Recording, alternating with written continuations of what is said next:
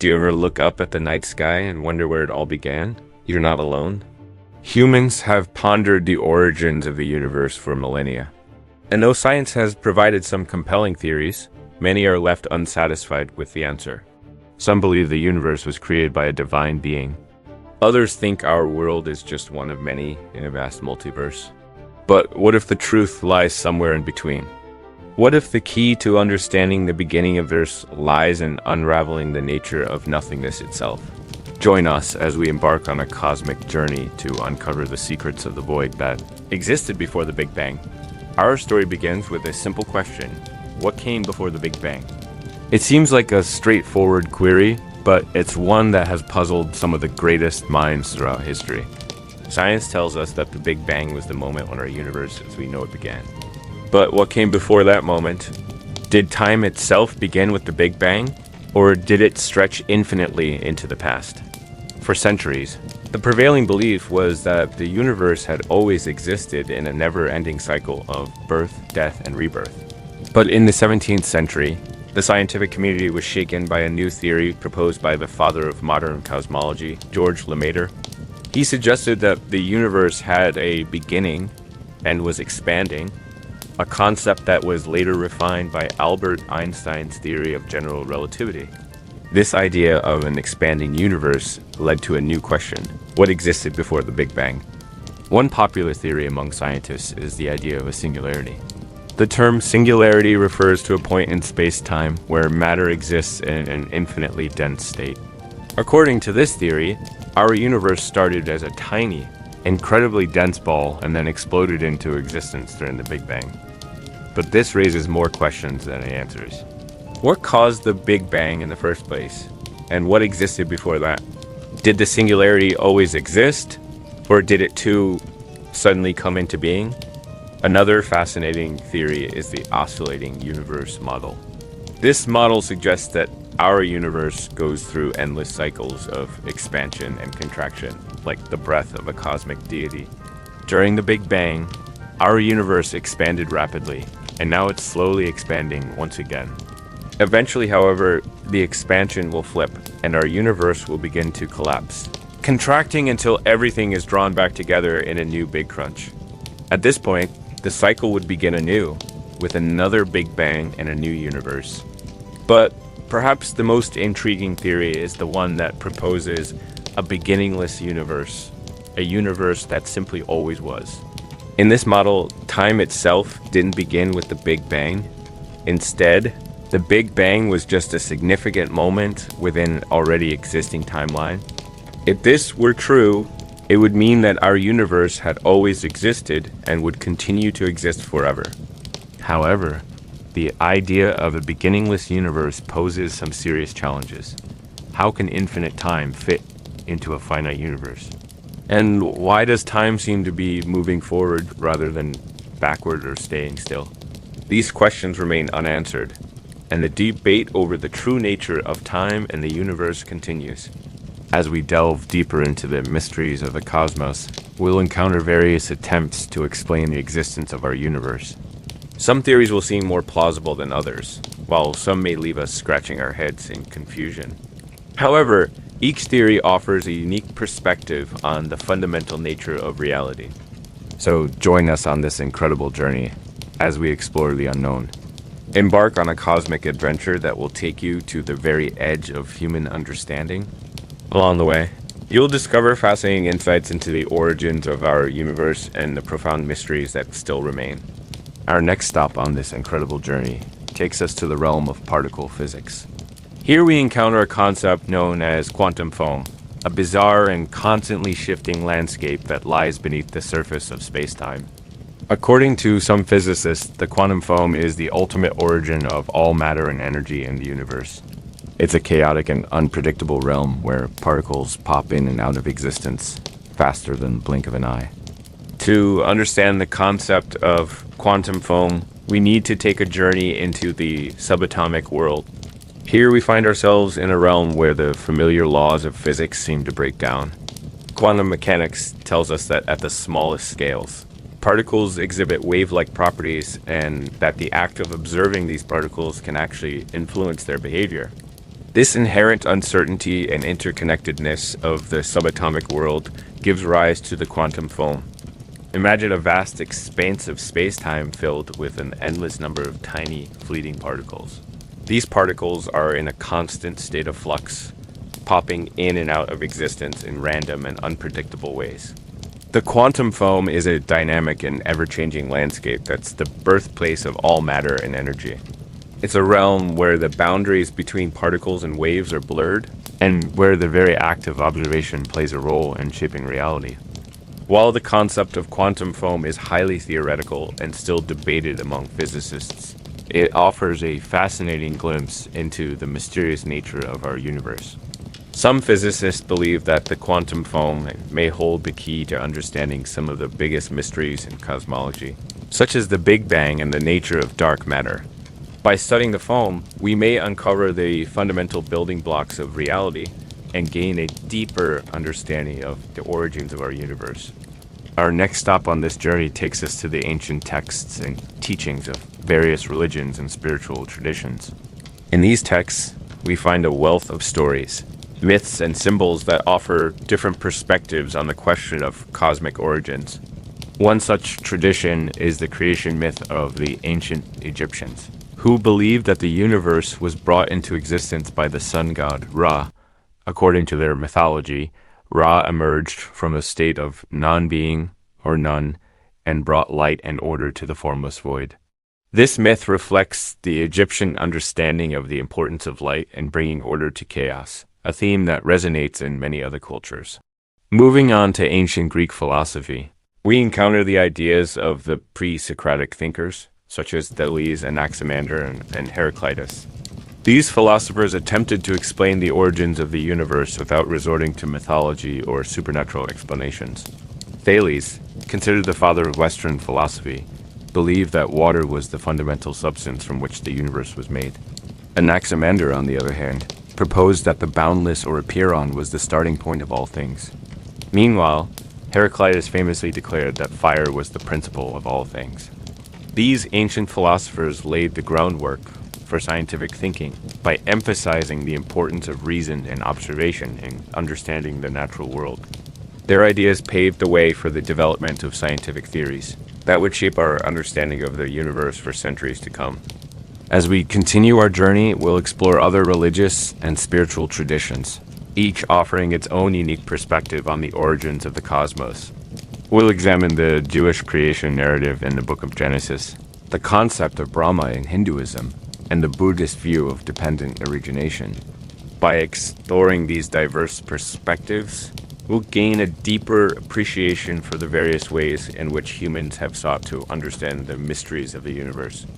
We invite you to join us in this exploration as we uncover the rich tapestry of beliefs and ideas that have shaped humanity's understanding of the cosmos. Prepare to be amazed by the diversity of thought and the profound insights that await you. So, what do you think? Does any of these theories make sense to you? Do you have your own ideas about what could have existed before the Big Bang? Share your thoughts in the comments below. We'd love to hear your perspective on this fascinating topic. And don't forget to subscribe for more intriguing journeys into the unknown. Each episode will take you further into the heart of the cosmos, unveiling more mysteries and marveling at the wonders of the universe. If you found this information interesting, please consider supporting our work. Your support will help us continue to produce high-quality videos that explore the depths of human curiosity and our quest to understand the universe and our place within it. Together, we can support each other in our shared journey of discovery and learning. So if you're as fascinated by the mysteries of the cosmos as we are, consider joining our community of supporters. With your support, we can keep pushing the boundaries of human knowledge and unravel more of the universe's deepest secrets. Thank you for watching, and we look forward to taking you on more incredible adventures soon. 13.8 billion years ago, something extraordinary happened. Space expanded, time began, and matter came to life. This moment, what we call the Big Bang, isn't an explosion in space. It's the beginning of space itself. But does that mean there was nothing before it? Some say yes, absolutely nothing. And some say no, not quite. Here are all the things that might have existed before the Big Bang. First, let's be clear about what we mean by before. Before the Big Bang, any definition has to work for all of space because space itself started here. So we need a theory that explains what existed outside of this point, not just what existed somewhere within it. We also need a theory that explains how space could start from nothing. Because if it takes space to have space, then we can't use space to explain how space began. And finally, any explanation has to account for the bizarre properties of space on the smallest scales. You see, the best theories usually fit observations on large scales and small scales. But there's a gap in our understanding between the very big and the infinitesimally small. So to understand what came before the Big Bang, we have to look at the edge of reality where the rules of nature seem to break down. So what does science say? Well, some scientists say the answer lies in quantum mechanics. In the tiniest scales, nothingness isn't empty. It bubbles with uncertainty. There's a kind of seething energy beneath the surface of reality. And every so often, little bits of matter blink in and out of existence. This is what physicists call a quantum vacuum, and it's the most simple answer to the question, what came before? If the vacuum contained the building blocks of the universe, then it didn't come from anything else. It just always was. The problem with this idea is that we do and know how to explain the laws of physics in a quantum vacuum. Because we do and know how to combine quantum mechanics and gravity. You see, gravity is a force that only gets noticeable over large scales. But if we try to apply it to the smallest scales, we get mathematically nonsensical results. In other words, we don't have a theory of quantum gravity. So right now, we can't really describe what the universe would look like before the Big Bang. But if we had a theory of quantum gravity, we could calculate what came before the Big Bang. And it turns out that some physicists think the quantum vacuum actually did produce the Big Bang. They even have a name for this theory, the Hartle-Hawking state. According to this model, the Big Bang was a spontaneous event in which quantum fluctuations coalesced into a hot, dense ball of energy. Unfortunately, we don't have a theory of quantum gravity, so we can't calculate whether or not this model accurately describes reality. But that's not the only idea that physicists have put forward. Another idea says the Big Bang wasn't the beginning at all. It was a bounce. It was the rebound after a previous universe collapsed. Physicists call this the Big Bounce. The idea goes like this. Our universe has a beginning and will have an end, but between those two moments, it has existed many times before. Every time it reaches the edge of expansion, it bounces back on itself and begins again. The Big Bounce is a cyclic model, which means that space doesn't begin at the Big Bang. Instead, time loops around like a heartbeat, expanding and contracting in eternal rhythm. Each time it contracts, all the matter in the universe collapses into a single point. And each time it expands, that point explodes, giving rise to a new Big Bang. This idea is appealing because it sidesteps the issue of beginning and an ending. Instead, it allows us to extrapolate the universe back as far as we like. And it's not just physicists who find the Big Bounce appealing. Astronomers have also noticed that the expansion of the universe seems to be speeding up. If that's true, then our universe will reach the edge of expansion and bounce back long before the sun runs out of hydrogen. If that happens, we might get a second chance to build civilization, or at least rebuild civilization on the ruins of the last one. But don't count it. You see, while scientists debate whether the universe will expand forever or collapse in on itself, the odds are that humanity won't be around to see it happen either way. That's because the sun will eventually explode, which means the Earth will either burn up or freeze over long before the universe reaches the edge of expansion. But what if there's another way to prevent the heat death of humanity? What if we could harness the power of dimensions beyond our own? String theorists have proposed that our universe exists on a membrane, a kind of super thin sheet in higher dimensions. These membranes are called branes. Now, since this theory relies on dimensions beyond our own, we can't test it directly.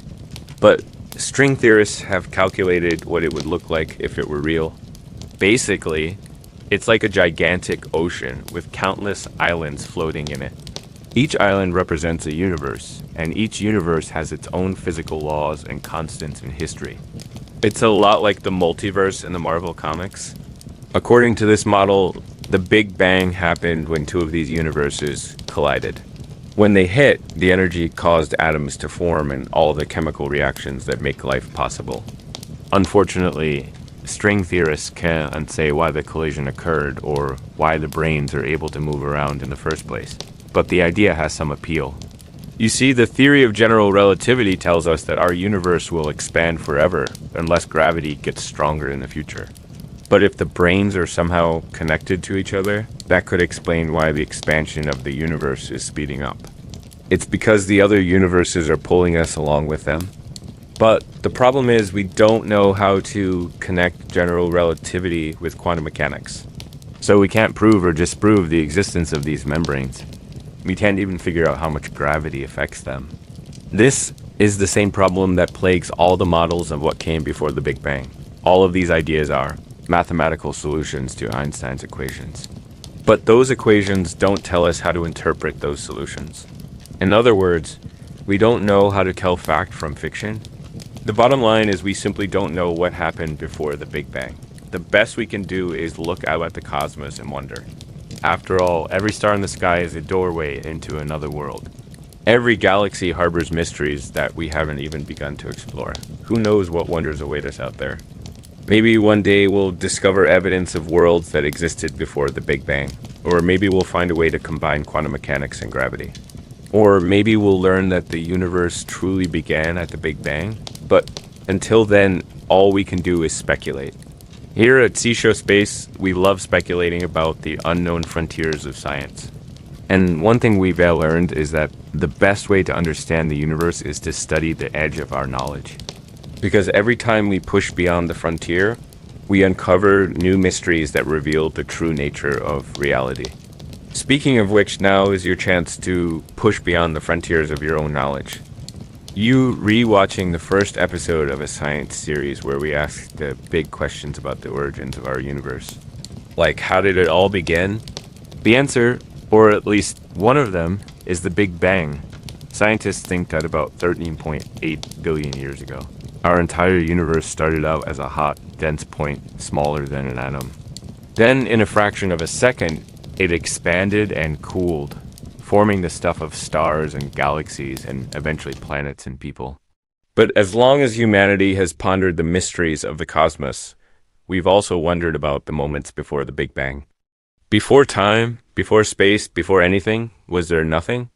And if so, what does that even mean? Was nothing always there? Was it empty? Or is the very idea of nothing just meaningless? Welcome to our series. Today we'll explore how philosophers tackle these profound questions about time, causality, and ultimate beginnings.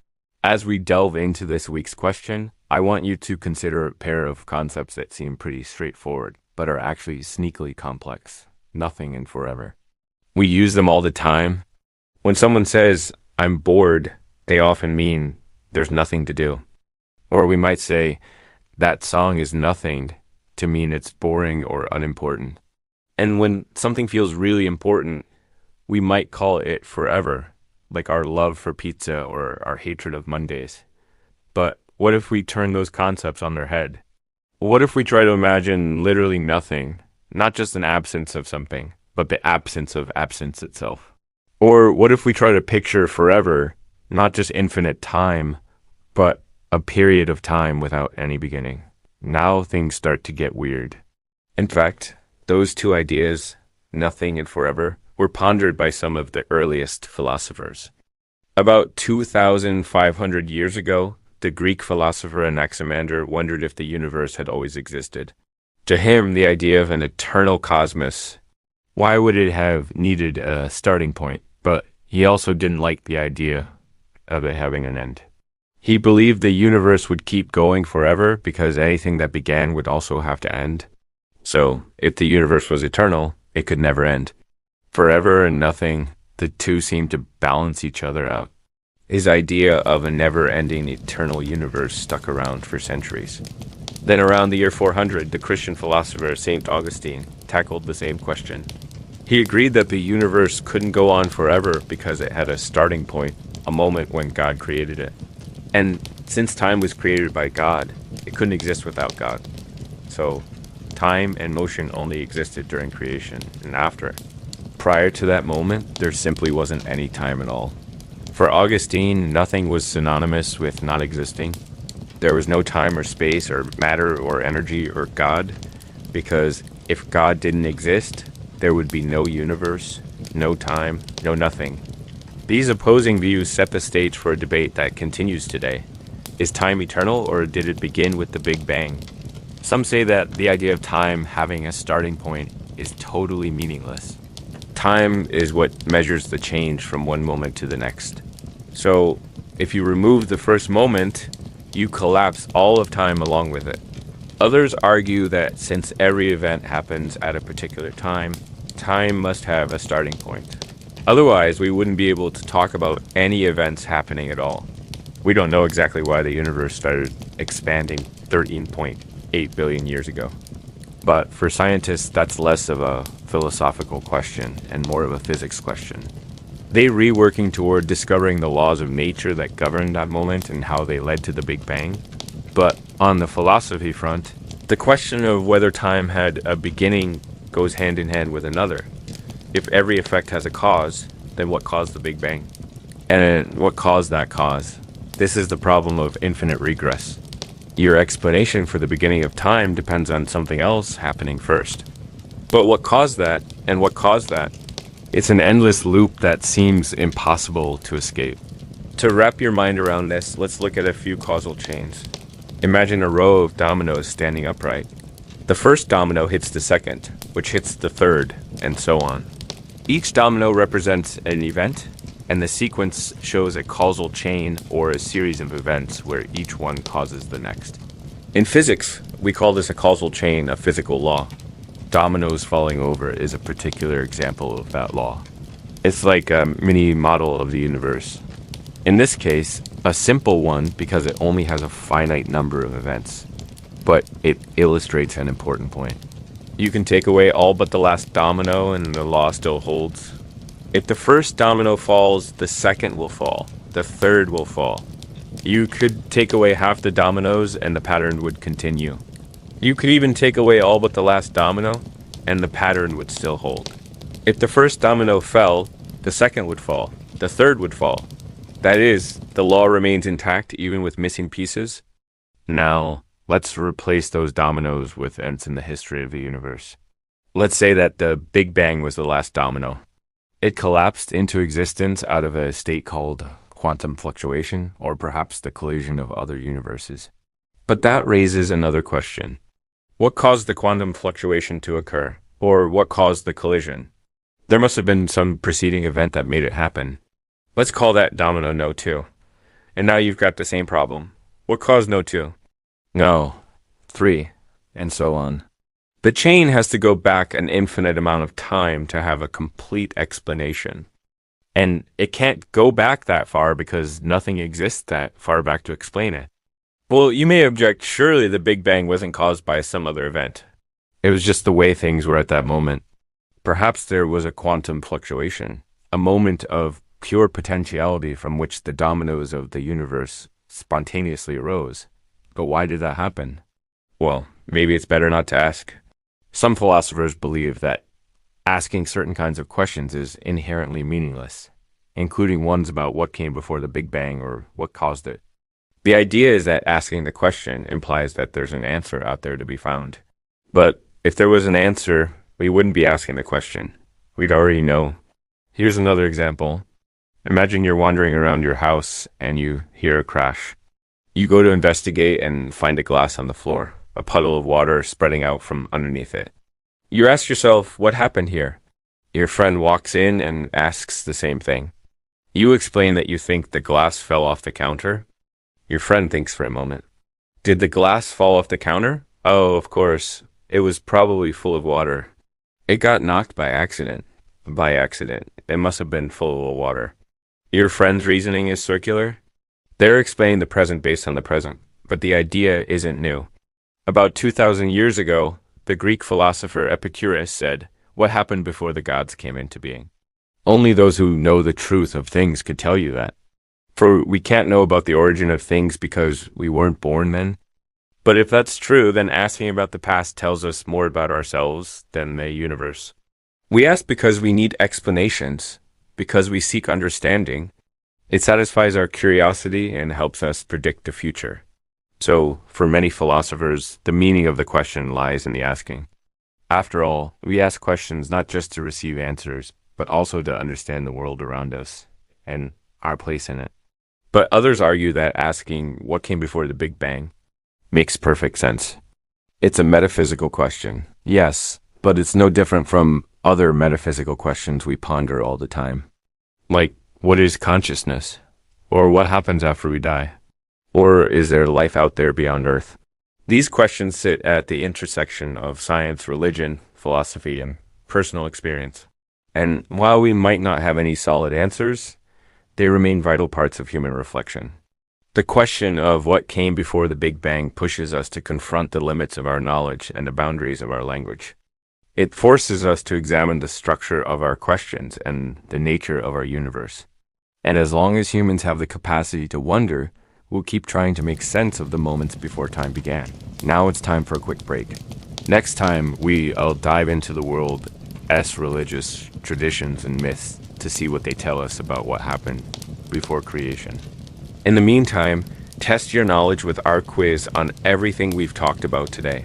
Thanks for watching this episode, which was brought to you by a team of writers, editors, scientists, and artists. Our series is made possible by a generous grant from a foundation and the support of our patrons. To learn how you can support us and all the perks we have to say thank you, visit our website. Hey, want to know how the universe started? Easy, ask God. Just kidding, maybe. Or maybe ask a philosopher or a physicist. It doesn't really matter. You're going to get a lot of theories, a little science, and a whole lot of I don't knows. And that's okay, because in a way, the great mystery of our beginnings is almost exactly that, an infinite abyss of unknown. But look around you. Here we are, living, thinking beings on a pale blue dot, hurtling through the void of space. For as long as humans have gazed at the heavens, we've wondered where we came from, and by extension, what was there before we were here. For some, the question has a simple answer. For others, it's a lifelong search for truth. But one thing's for sure, the possibilities are as infinite as the cosmos itself. According to modern scientific consensus, the Big Bang was the ultimate beginning, the moment where all matter and energy in the universe was compressed to infinite density, and the laws of physics as we know them broke down. Then bang, the universe expanded outward in a hot flash of creation. And soon after, the first stars ignited, setting the stage for life as we know it. It's a pretty tidy explanation, really, if you ignore the fact that science can't explain what caused the Big Bang in the first place. Like any good story, though, that doesn't mean it's the only story. For thousands of years before the scientific method was invented, religious texts across the globe offered their own explanations for where we came from. And in many ways, those answers proved much more satisfying than the unknowable abyss of modern physics. We'll start today's tale in the Middle East, where three of the largest religions by global following, Judaism, Christianity, and Islam, all trace their origins. These Abrahamic faiths share a common belief in one God who created the universe out of nothing. In Hebrew, the concept is called Bereshit, literally translated as in the beginning, and the story goes like this. At the beginning, God created the heavens and the earth. The earth was without form, void, and darkness was over the surface of the deep. And the Spirit of God was hovering over the face of the waters. And God said, "Let there be light," and there was light. That's right, ladies and gentlemen. God said, "Let there be light," and poof, instant sunshine. In fact, the entire universe. This creation myth is powerful because, unlike many others, it doesn't rely on previous generations or cycles of creation. Before God, there was nothing. No time, no matter, no rules. God just was. And that means something profound, that the only limit to creation was God's own will. But this raises even more questions. Who is God? Why did God create the universe? And what was God like before creation? Some would argue that asking these questions is impossible. By definition, God is beyond human comprehension. So any attempt to describe God is by definition inadequate. But regardless of why God created the universe, the Abrahamic creation narrative offers a tidy explanation for our existence. If God exists outside of time, then the idea of before the Big Bang doesn't even make sense. Time itself began with creation. But if you're hoping for a neat little package of an answer, you might want to steer clear of ancient India. There, the dominant faith of Hinduism offers a very different perspective. Instead of a single creation, Hindus believe the universe is born, dies, and is reborn in endless cycles. To understand how this works, we need to meet one of Hinduism's chief deities, the god Vishnu. In some Hindu myths, Vishnu is the supreme being, but in most, he's one of many gods belonging to a greater whole. Still, he's important. In particular, Vishnu is associated with preservation, which sounds nice until you realize that what he's preserving is the universe itself. In many ways, Vishnu is the universe, at least when he takes his famous cosmic slumbers. See, according to Hindu cosmology, the universe is born from the navel of Vishnu, specifically when he dreams it into existence. Vishnu lies on a giant cosmic ocean and sleeps for eons until his dream-born universe begins to fade. When that happens, he wakes up, sees what he's done, and sets about restoring the cosmos to its former glory. But here's the kicker. As Vishnu dreams of the universe dreams of him. Every creature, every star, every planet, every atom, they're all a part of Vishnu's dream, which means that he's also a part of them. It's an endless feedback loop of existence. He dreams us, and we in turn dream him. Luckily for us, Vishnu isn't alone. Enter Lord Shiva, the god of destruction. And yes, it's as weird as it sounds. Shiva's job is to destroy universes, but not in some evil world-ending sense. Think of it more like spring cleaning. By destroying the old, decaying universe, Shiva makes way for new life to bloom. But how does he do it? Well, luckily for us, Hindu mythology recorded one of Shiva's most famous acts, the cosmic dance. Imagine, if you will, a ring of fire stretching from horizon to horizon. Inside, Shiva dances, twirling and leaping, his limbs tracing arcs of flame.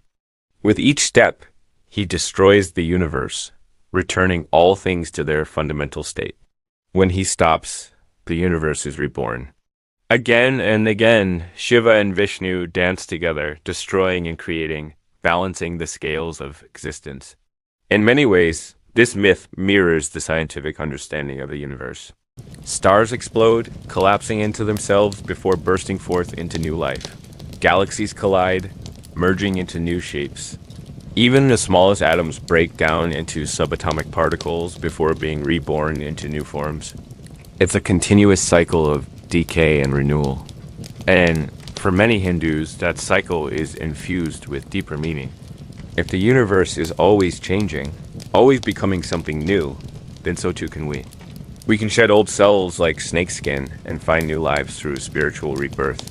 But our final stop on this world tour brings us east to the Far East. Now, unlike the Abrahamic and Hindu traditions, Buddhism offers a slightly different answer to our cosmic query. But to understand that answer, we have to understand a few key Buddhist concepts. The first is impermanence. Nothing lasts forever. Not mountains, not stars, and not even our perception of reality. Next is non-self. That is, there's no permanent soul or spirit that guides us through life. Finally, there's dependent origination. Things arise from causes and conditions. In other words, everything is interconnected with everything else. So now put those ideas together and you start to see where Buddhism is going with this. In Buddhist thought, there is no creator because everything arises from a complex web of interactions. Take the universe, for example. It arises from the interaction between matter, energy, space, and time. Change one variable and the universe as we know it wouldn't exist. Now, Buddhists aren't necessarily pantheists, that is, they don't necessarily believe that the universe is divine. But they do believe that the universe is a manifestation of reality. In that sense, the universe is as real as anything else. And that means there is no need for a creator. The web of cause and effect is sufficient explanation enough. But despite these differences, many creation myths share surprising similarities. Across the world, cultures believe that the world was carried on the back of some great beast. Sometimes the beast was a giant turtle, sometimes an elephant. Sometimes the elephant stood on a turtle. But whatever the case, the animal's movements controlled the rhythms of the universe, and the animals weren't alone. Many cultures believe that before the dawn of creation, gods hatched from cosmic eggs. The Greeks believed that Gaia, the personification of the earth, gave birth to Uranus, the embodiment of the sky. Together, they mated and produced the first gods. Meanwhile, in China, the myth goes that Panjiu, a primordial deity, emerged from a giant egg and separated heaven and earth. Even the Norse had their own take on creation, believing that the world was born from the union of the giant Ymir and the god Thor. Their 9 children went on to become some of the most famous gods in history, Odin, Thor, and Loki among them. And in Mesoamerica, gods took on serpent form to create the world. Quetzalcoatl, the feathered serpent god, is credited with bringing humanity the gift of writing. And the calendar, while Kukulkan, another feathered serpent, is said to have created the world from a cosmic egg. And let's not forget about Ra, the Egyptian sun god, who sailed across the sky each day in his solar bark, battling the forces of chaos and restoring order to the world. For the Egyptians, as with the Greeks and Norse, the world was shaped by the actions of gods. But those gods in turn were also shaped by the world. In the end, the stories are as numerous as they are varied, and yet they share a common purpose. In a world where everything seems answerable, where Googling most anything gives you a satisfying result, there are questions which have eluded our grasp. Questions about life, the universe, everything. But perhaps none so puzzling as this one. What came before the Big Bang? It seems almost impossible that we won't one day travel to these worlds and uncover their secrets. So, too, it seems, with the Big Bang, can we really not know what happened before it? Must we accept that some things are inherently unknowable? How does the idea of infinity affect this? Does God or a higher power hold the answers? Is there a grand plan we are too limited to perceive? We've journeyed through science, philosophy, and faith. And yet, one question remains: what came before the Big Bang? Welcome to this series, where we tackle the biggest questions known to humankind. Before we begin, we ask you to please stay curious and open-minded. Let's start by looking at what we do know. The Big Bang Theory describes the universe as having started around 13.8 billion years ago from an extremely hot, dense state and then expanding outward. This is backed by evidence such as the redshift of distant galaxies, cosmic microwave background radiation, and the abundance of light elements. If we were to reverse time, starting with the universe as we know it today, we could watch galaxies collapse, stars go supernova and matter condense. Eventually, we would arrive at a state of extreme heat and density. The question is, what happens next? If we try to extrapolate further back in time, we encounter several problems. Our current theories break down at around 10 to the minus 43rd power seconds after the Big Bang. This is known as the Planck epoch, named after physicist Max Planck, who showed that the laws of physics as we know them cannot describe the behavior of gravity under such extreme conditions. At this time, gravity was likely so strong that it overwhelmed all other forces, such as electromagnetism and the nuclear forces. Essentially, we don't have a theory that can describe what happened before the Planck epoch. It's like trying to use a hammer to solve an equation. It just doesn't work. So why can't we know what happened before the Big Bang? Well, let us look at what happens when we try to use our best theories to understand what came before. General relativity tells us that the universe has a beginning in time, but not in space. You might say, well, if the universe had no beginning, then it goes on forever, and we can just go backward. But that presents its own problems. According to general relativity, if you travel back in time too far, you eventually end up coming back to where you started. This is similar to traveling west on a plane until you end up back where you began. But here's the difference. On a plane, you can stop at any airport along the way. But in a universe that goes on forever, that is impossible. You can't stop at any point because it's the same as every other point. So going back in time indefinitely doesn't help us understand what happened at the beginning. To better understand this, consider a piece of string. You can stretch it out and measure it, but you don't know anything about where it began. In fact, the question of where the string began doesn't even make sense because a string is only defined as such when it is stretched. Without the tension, it's just a collection of loose threads. Similarly, space without time isn't space as we understand it. It's just a jumble of potential. So going back in time indefinitely doesn't help us because we don't have a theory to describe what it means to go back in time that far. So where does that leave us? Some physicists argue that we can never know what happened before the Big Bang. It's simply beyond our understanding. They base this argument on the fact that our current theories can't describe what happened at the beginning of the universe, and that going back in time indefinitely doesn't help us because of the breakdown of general relativity. Others aren't so sure. They believe that one day we'll develop a theory that will allow us to peer back through the veil of the Big Bang. Theories like loop quantum gravity or causal dynamical triangulation propose that space can be quantized and that time can be broken into discrete chunks. If this is true, then there may be a moment just before the Big Bang, or at least a more complete theory of what happened at that time. While these theories differ in their details, they share the common feature that the universe did not start out infinitely small. Instead, space expanded rapidly from an incredibly tiny size to the size we observe today. One of these models, known as the Hartle-Hawking state, proposes that the universe had no beginning.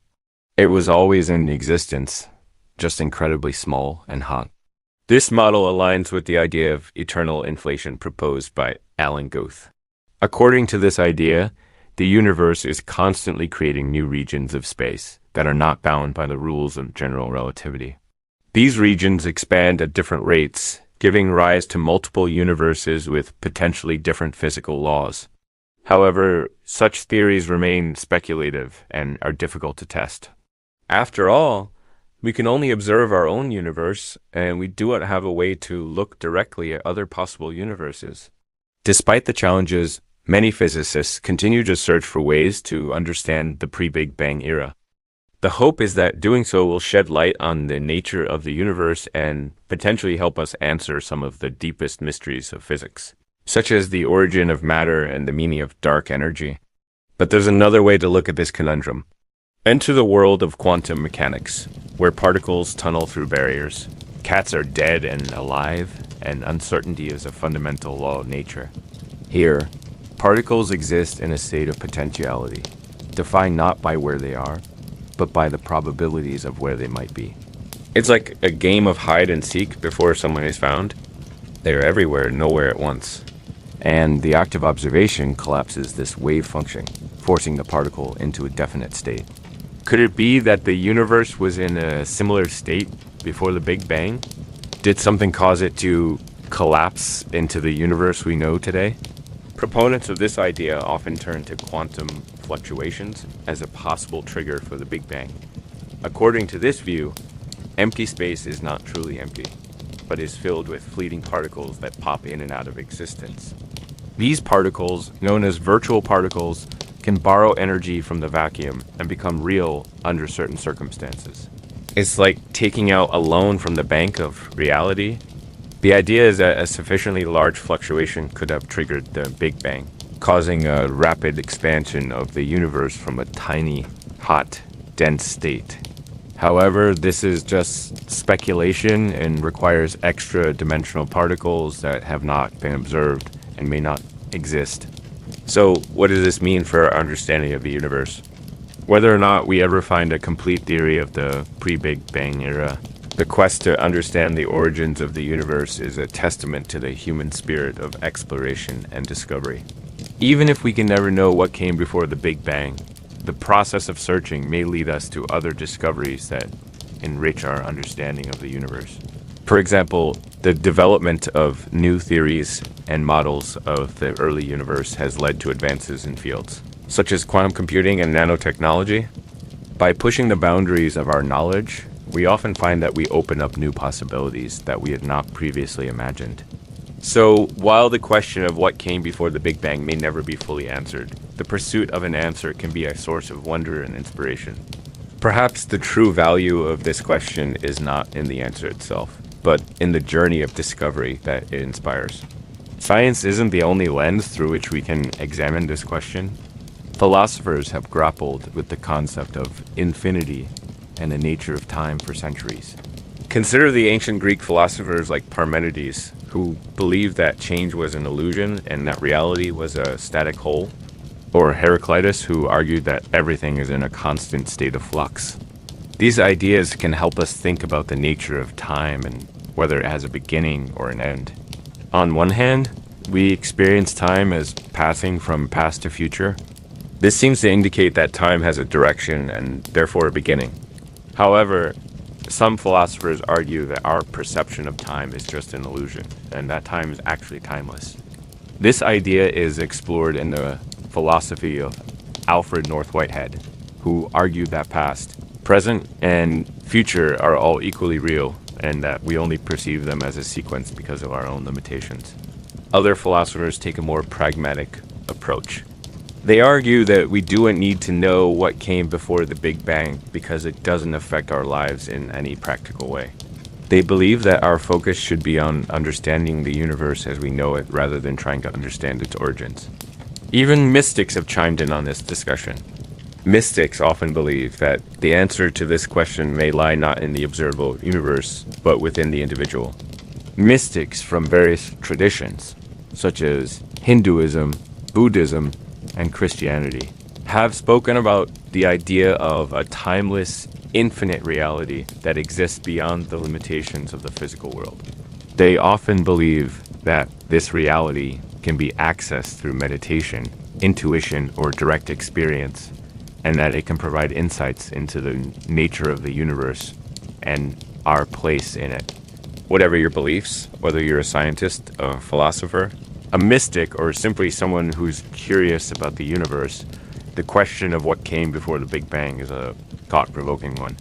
It challenges us to think about the nature of time, the limits of human knowledge, and the possibility of a reality that transcends our physical world. So the next time you look up at the night sky, remember that what you're seeing is just a small part of the story. There's a lot more out there that we don't know and may never know. But that doesn't mean we shouldn't keep trying to understand the universe and our place in it. After all, it's our curiosity and desire for knowledge that has driven us to make some of the greatest discoveries of all time. So keep asking questions, keep exploring, and keep marveling at the wonders of the universe. Who knows what we might discover next? What is the meaning of life? What is the nature of reality? And uncover the latest scientific discoveries, philosophical insights, and spiritual wisdom that can help us understand our place in the cosmos. Before the beginning,